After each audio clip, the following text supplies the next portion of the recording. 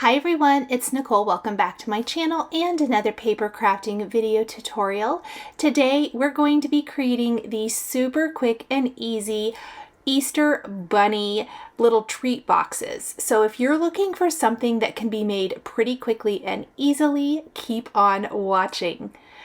To create these boxes, we are using a combination of new products from the March 2024 release paired with the treat box from the February release.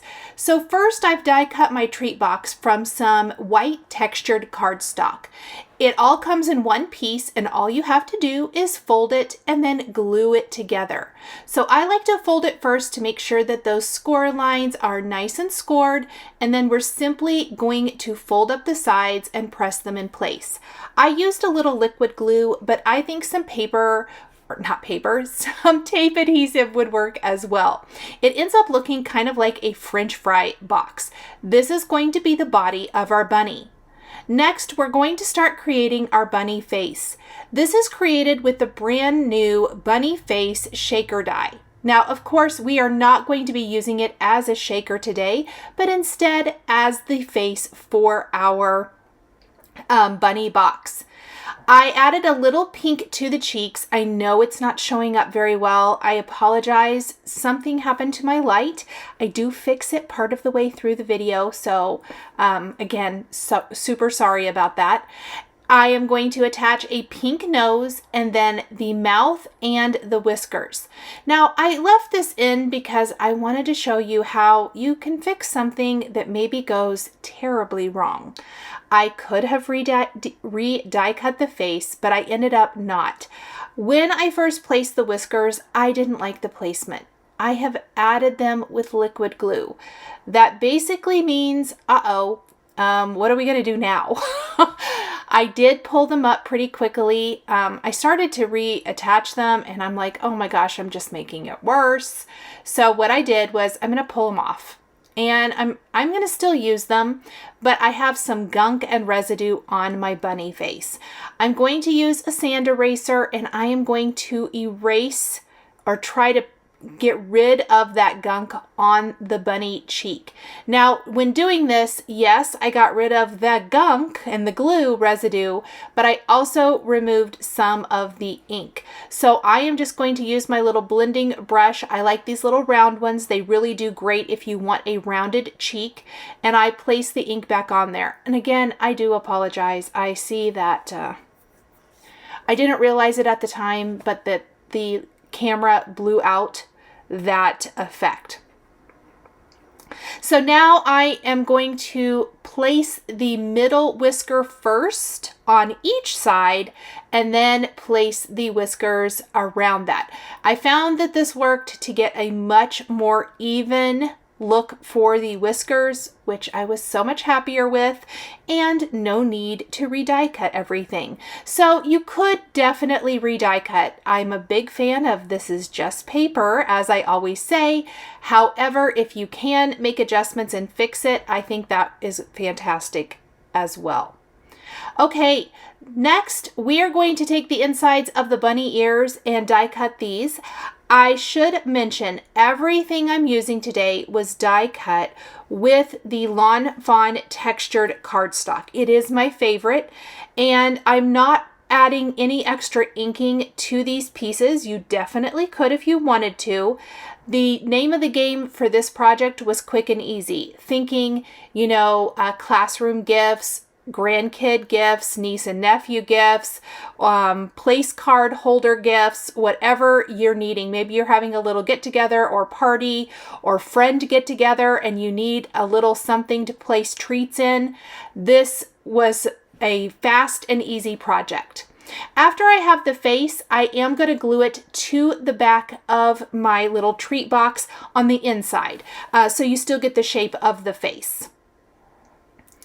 Now, I didn't add the eyes. The die does die cut the eyes, but I opted not to use them because we're going to use dimensional Pretty Pink Posh ONYX pearls. I talk about this a lot in my video tutorials. You know, the bags of pearls that we get usually have 3 sizes in them. The small is always the first to go, the medium right after that, and then the large often stick around. This is a project where those large pearls come in super handy, so I am going to use those. I've also used the bunny feet, carrots, eggs, sign. All of these are from the Big Easter Cupcake dies, used in a completely different way. We're going to have our bunny holding a little sign that says Happy Easter. We're going to have him hold carrots, eggs, just a few little goodies to decorate the box.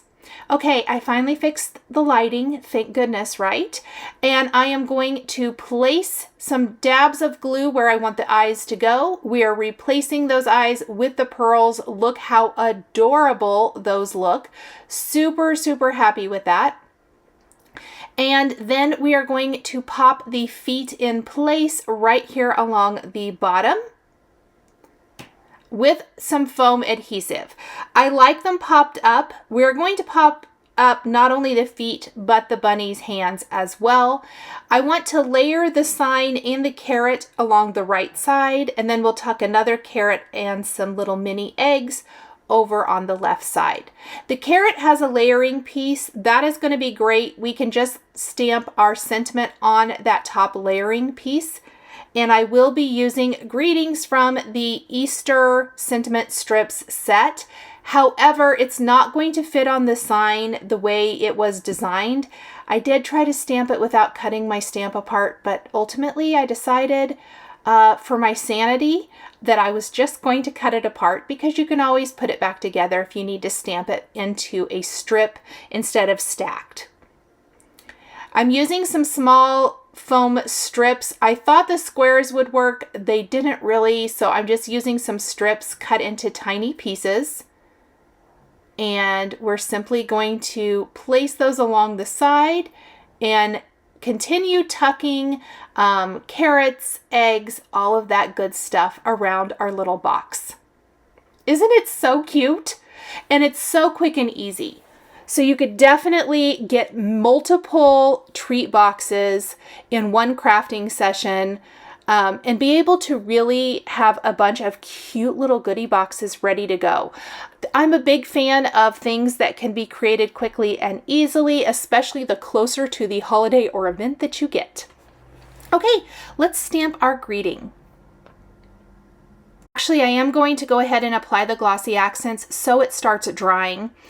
You will want to let this lay flat. If you tilt it up or sit the box up, pardon me, it's going to run down. So make sure you let it lay flat while that dries. That's completely optional, but I do love glossy accents as it will give the nose that wonderful raised finish.